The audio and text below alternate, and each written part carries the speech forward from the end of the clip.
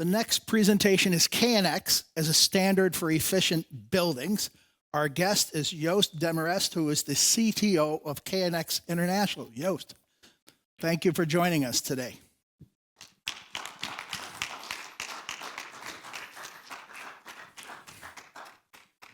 I have your weapon of audience destruction right there.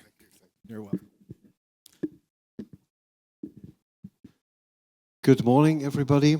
Thanks for joining here at the TransformIT.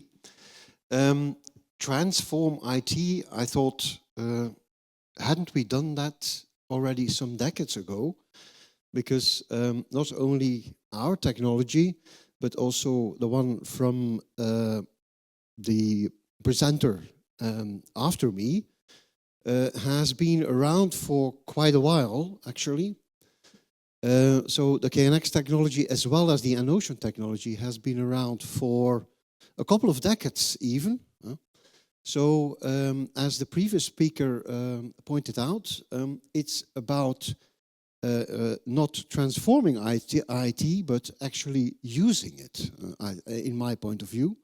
So we should convince the world that technologies for making things more sustainable and more smart are simply already there. And on top of that, these technologies are standardized, and they are not only standardized because the clubs behind these technologies, they have in the club standardized it, but they have also become, that's true for Anocean and that's true for KNX, they are worldwide standards, IEC standards. So not transform IT, but use it.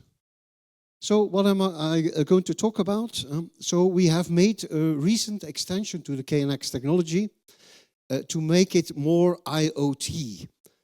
I think also that here, I think both for Anocean, I'm not stealing your speech here, but both for Anocean and KNX, I think we were already IoT before the word was even invented.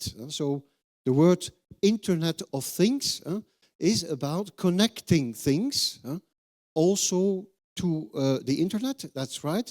But I will show you that already about 15 years ago, we were already connecting our connected buildings to the internet, long before there was even talk about IoT. I will talk very briefly about some of the new technology extensions we are working on, because KNX has been around for 30 years, yes, but we are constantly extending it and constantly thinking of how we can improve. And I will round off with the topic sustainability. Connected buildings and KNX, does this actually help sustainability? Of course, yes, it does.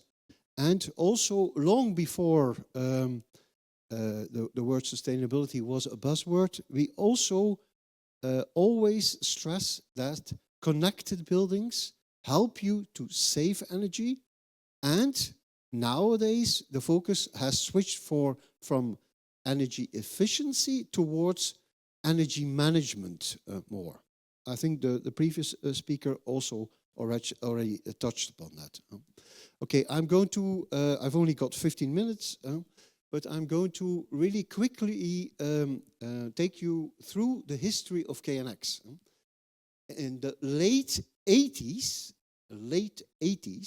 I'm talking about nearly 50 years ago, the late 80s, some engineers thought of how could we do installations differently than what we do today? Why don't we create in buildings networks like the networks that we know from computer networks? So why don't we make everything in the building intelligent and connected so that data can be exchanged between those different applications? So the engineers came up with a new technology, which was called the twisted pair technologies. So it's actually a cabled solution. The cabled solution was invented back in the late 80s, and it allowed to connect two products together by a maximum of 1 kilometer of cable. And the solution was, at that time, late 80s, it had a speed of 9,600 volt, which is seen today as Apollo 8 at that time. But because of this speed, they thought of solutions of actually splitting up the network to make it in chunks so that the traffic only goes to where the traffic is needed in the building. So if a sensor talks to a actuator in the same line, then this traffic is not transported to another line. The protocol was designed from scratch. It was designed according to the OSI layer model. It was completely designed by our members at that time, predominantly Siemens, but also a couple of other German companies invented that. And they also designed a chip. Siemens designed the chip originally to make these products communicate physically to each other via this green cable. Back in the 90s, so a couple of years after the technology was invented, manufacturers said, okay, we want to use this green cable, but we should also be able to transport things without cable. So in came the radio frequency technology. Originally, it was a single channel version, but it has moved in the meanwhile to a multi-channel version. So you have many communication channels. And you can realize this communication not via a chip which is made especially for KNX, but off-the-shelf chips you can use for the 868 megahertz frequency band, which is mostly used only in Europe. Again, the same communication protocol was used on this radio frequency like it was used on Twisted Pair. But then we saw the dawn of IP, and it was seen as a must to connect Twisted Pair and these wireless networks to a LAN network, because in buildings you typically have also LAN networks. So you want to connect, you hook up these TP or radio frequency networks to a LAN network and also to the internet. At that time, of course, we were still talking about IPv4. But what we did is actually we tunneled the protocol in an IPv4 frame. So you could use Ethernet cabling or Wi-Fi chips to realize these kind of products that actually talk on IP or talk KNX via an IP message. Back in the 80s, nobody cared about the topic of cybersecurity. So if you said, there's going to be hackers that are going to hack your home, or worse, your building, or worse, your hotel, people laughed their socks off. But back in the Nillies, there was more and more people that amused themselves by trying to infiltrate networks. And smart buildings are networks. So networks are very sexy, so people try and also infiltrate them. We had a hacking attack in a hotel in Shenzhen, where KNX was used, unfortunately. And our manufacturers then really saw the light. They really saw the light well before the EU, now, these days, the EU is working on has actually finalized a number of new regulations which are going to impose cyber security on smart networks. So every product with a digital element, and KNX products are like that, and Ocean products are like that, any type of building automation system will be obliged to introduce cybersecurity mechanisms in their products. So back in the Nillies, we started developing the KNX Secure protocol. So a secure layer on top of the KNX protocol. So to make sure that if a message is received, we can check that it really comes from the source it claims to be, and also to ensure that data that is transported is encrypted, so it cannot be interpreted by a hacker. We did not invent the wheel. Of course, there are plenty of security algorithms out there. AES 128 was used for that, to actually both secure the twisted pair communication or wireless communication as well as the IP communication. But the world moves on, and we now are confronted with networks that are more and more IPv6 based. So our technology, our KNX Net IP technology, which is IPv4, does not fit there anymore. So, and in the meanwhile, these IPv6 networks with technologies like Thread, they are more and more used out there. If you know about the protocol Matter, for instance, Matter, which is also, for instance, supported by Apple, they are also using this Thread technology. They are using IPv6 networks to communicate between different products. So KNX made an extension so that products like a sensor, you see a thermostat there, or a room controller there, and a valve, so that these can exchange KNX messages over Thread technology, over an IPv6 network. And KNX said, we are not going to tunnel our frame anymore.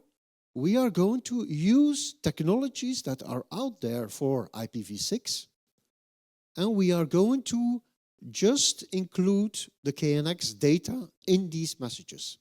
So as to make an open source stack, this is very revolutionary for KNX.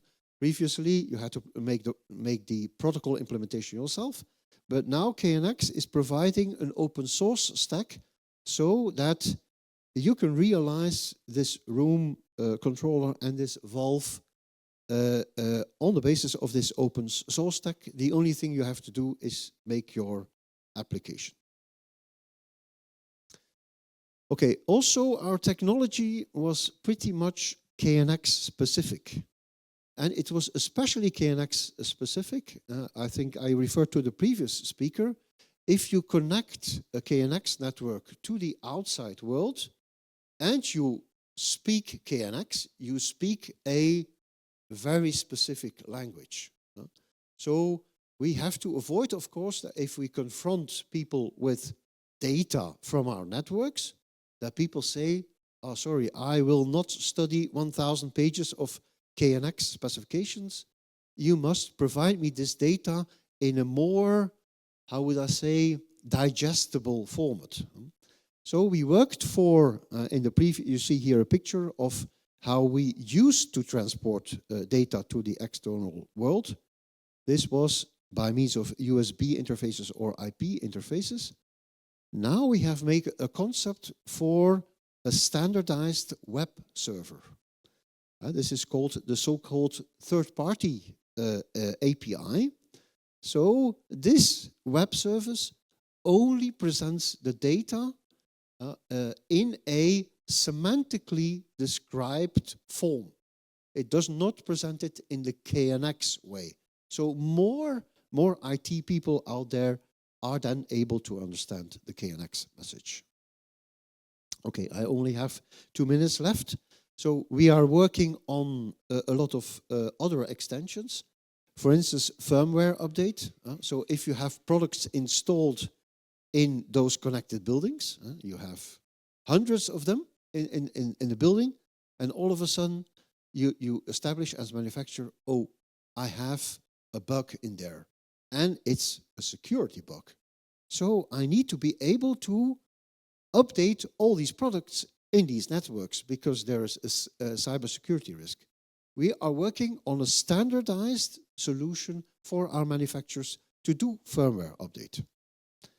We are working on a standardized way to actually collect all the security keys in our tool. We are also, this is a criticism that is often heard about KNX, it's too complex. So you need to drag and drop until you drop. So we are looking at mechanisms so that functionality of products can detect, can be detected by the products themselves, and that the installer has less work to do the KNX engineering of the installation. And we are also working on concepts that the KNX project is actually hosted on a server instead of on the PC of an installer. Because if the installer runs off with your configuration files, then you don't have any contact to the installer anymore, and the installer simply stops his business, then you've got a serious problem because you don't have your configuration data. So we are working on a server approach to that. Okay, so as I have no more time left, I will leave you, the presentation will anyway be made available. There's also a section about energy management and the very importance of it in the next years. So, as I said, previously we concentrated on making buildings energy efficient, but now we must concentrate on managing the energy we produce in a much better way. So only if my solar panels, for instance, produce a lot of energy, then I can, for instance, charge my e-car. And I don't do that when, for instance, my local energy production is low. I leave you a couple of slides on that as well. So thank you very much for your attention. It was a bit of a rush in 15 minutes, but I hope I have been able to give a little bit of background on the 35 years that KNX has already invested in connected buildings. Thank you very much. Thanks, Joost. Thank you very much.